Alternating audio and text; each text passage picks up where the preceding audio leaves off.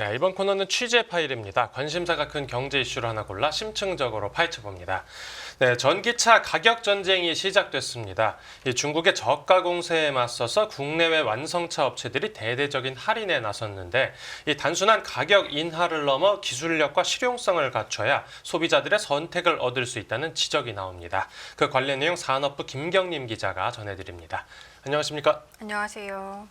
네, 전기차 하면 가장 부담되는 게 물론 가격이었는데 이 국내 업체들이 가격을 많이 내리기로 했나 봅니다. 맞습니다. 이달 초 국내 완성차 업체들은 너나 할 것 없이 전기차 제품에 대한 할인 소식을 들고 나왔는데요. 네네. 비싸서 못 산다라는 전기차가 이제 경차 수준인 3천만 원대까지 내려오게 됐습니다. 네. 먼저 국내 자동차 업계 1, 2위를 다투는 현대차와 기아는 이달 자사 전기차에 대해 최대 500만 원의 할인 혜택을 제공한다고 밝혔습니다. 네. 할인 대상은 현대차 제네시스의 9개 모델, 아이오닉이라든가 코나 일렉트릭, 포터, 캐스퍼 GV60과 GV80 등을 포함하고요. 기아 같은 경우에도 니로나 EV6 등 그 주요 전기차에 대해서 할인 혜택을 제공한다고 합니다. 네. 다만 할인 구조가 좀 복잡합니다. 기본 할인과 재고 할인 그리고 국고 지자체 보조금을 다 포함해서 실제 구매 가격이 원래 가격보다 뭐 1,000만 원가량 낮아지게 되는 건데요.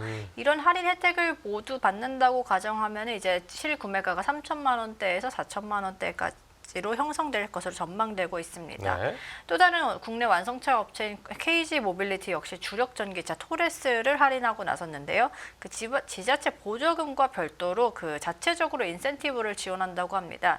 전기차 SUV인 그 토레스 EVX를 구매할 경우에는 별도로 75만 원을 지원해 실제 구매가를 3,900만 원에 맞춘다고 합니다. 네. 그리고 특히 상용차 혜택은 좀 더 큰데 택시 네. 전용 모델인 토레스 EVX, 코란도 EV 같은 경우에는 각각 150만 원과 100만 원의 지원 혜택이 제공된다고 합니다. 네, 그러니까 실제로 뭐 업체들이 할인을 막상 하는 건 뭐 그렇게 이제 일부에만 해당되는 건데 그 전체 할인 금액 중에서요.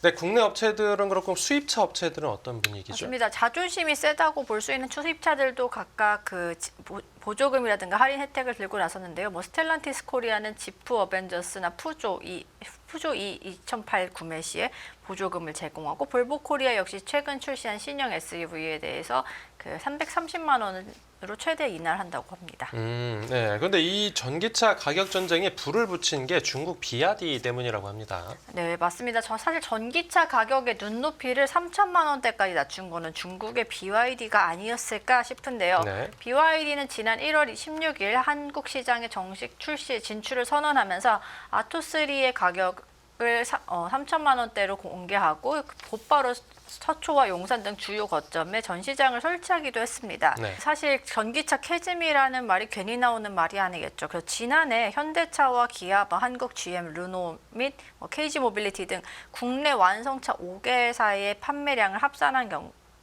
봤는데요. 네. 친환경차 같은 경우에는 45만 대 정도로 2023년보다 11% 늘었습니다. 그런데 이제 중요한 건 친환경차에 비단 전기차뿐만 아니라 수소차라든가 하이브리드카 같은 것도 포함됐다는 건데요. 예. 전기차만 떼어놓고 보면은 2023년에 11만 5,900대에서 지난해에는 9만 1,385대로 20% 이상이 줄었습니다. 연간 10만 대 이하로 팔린 거는 이번에 네네. 처음이라고 하는데요. 대신 하이브리드 판매는 조금 두드러졌습니다. 예. 완성차 5개사의 하이브리드차 판매량은 전년보다 한 25%가량 늘어난 35만 대를 돌파했고요. 이게 처음으로 30만 대 돌파한 거라고 하네요. 하이브리드차 같은 경우에는. 네. 또 사실상 역대 가장 많은 판매량이고 전체 친환경차 판매에서도 한 88%의 비중을 차지했다고 합니다. 네, 그러니까 말씀해 주신 것처럼 지금 우리 전기차 시장 상황이 뭐 그렇게 좋지도 않은데 비아디처럼 굳이 한국에서 전기차를 팔겠다라고 하는 회사들이 많다고요. 네, 맞습니다. 먼저 한국 시장은 그 전기차 신기술을 실험할 수 있는 되게 좋은 테스트 베드라는 얘기가 나옵니다. 네네. 일단 소비자들의 기술 수용도가 높고요. 그다음에 우리나라에는 그 현대차, 기아라는 되게 세계적인 완성차 업체들이 있기 때문에 그 소비자들이 차량에 대해서 기대하는 수준도 높습니다.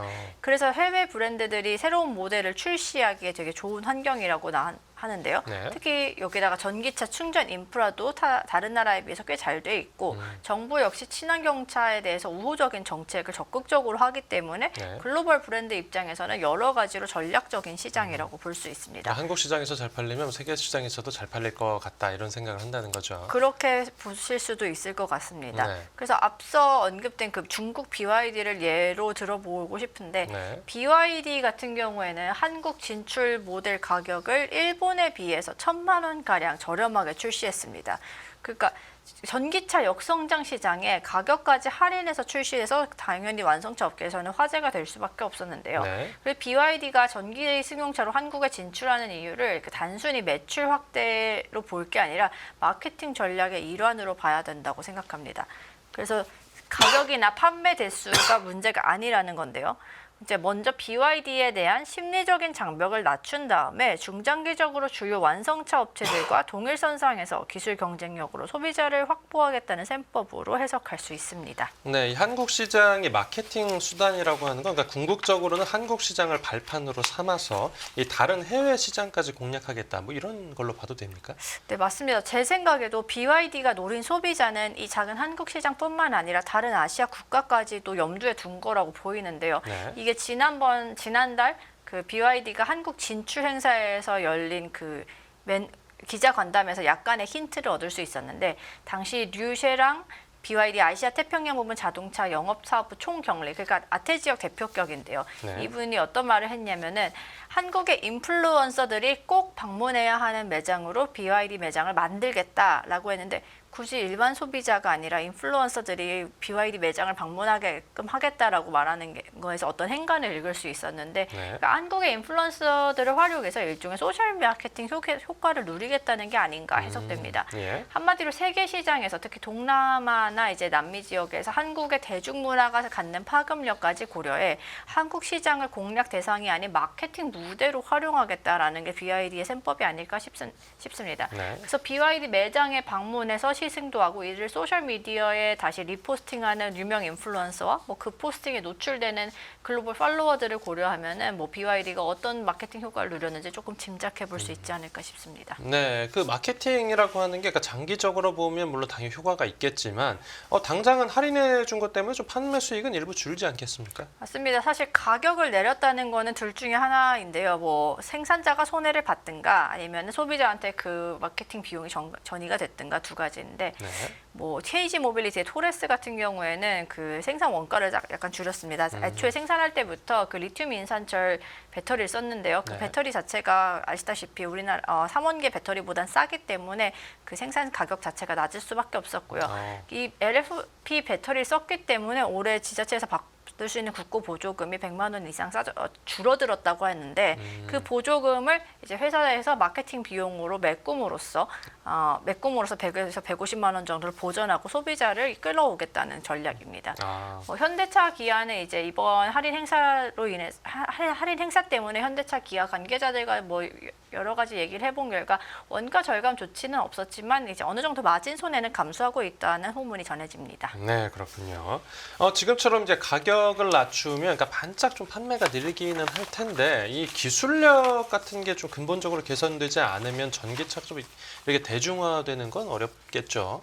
맞습니다. 아무래도 그 캐즘이라는 게 그 어떤 신제품이 이제 혁신 제품이 대중화되기 직전에 그 정체기를 말하지 않습니까? 네. 캐즘이란 단어가 우리가 되게 쉽게 캐즘 하는데 사실은 이게 극복할 그 영어 단어 자체만 보면은 극복할 수 있을지 없을지 알 수 없는 엄청난 균열을 캐즘이라고 하거든요. 그럼 이 균열을 파치고 올라가는 게 단지 말씀하신 대로 가격만 갖고는 되지 않을 것 같습니다. 예. 그래서 일단 이 혁신 제품을 확산할 때 1차적으로 쓸 수 있는 쉬운 방법이 보급형 모델의 출시입니다. 그래서 뭐 비근한 사례로 2000년대 후반에 스마트폰 출시, 아이폰 출시 시기를 한번 생각해 볼 수 있을 것 같은데요. 네. 애플이 세계 최초로 아이폰이라는 스마트폰을 내놓고 나서 이제 얼리 어답터들은 다 수용을 했다 치고 이제 보급을 할 때 썼던 전략이 바로 그 약정 할인입니다.